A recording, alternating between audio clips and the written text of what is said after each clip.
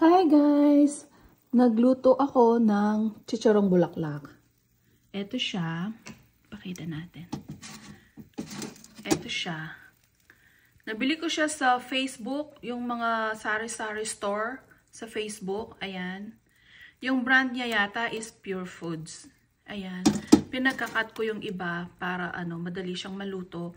At saka sa air fryer ko siya niluto kasi ayoko yung mamantika. So, as you can see guys, tignan nyo sa baba, nagdidrip yung mantika. So, kahit na hindi siya healthy food, hindi siya gaanong mamantika.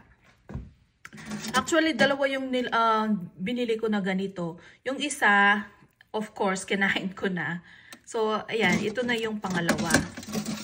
Ito siya. Gusto ko yung malutong na malutong as in wala na siyang fat. Ayan.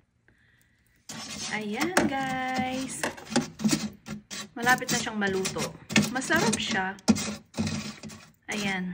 So, lutuin pa natin ulit. Ayan. Eto na guys. Luto na ang ating chicharong bulaklak. Ayan. Sobrang crunchy. Kakamayin ko na. Try natin.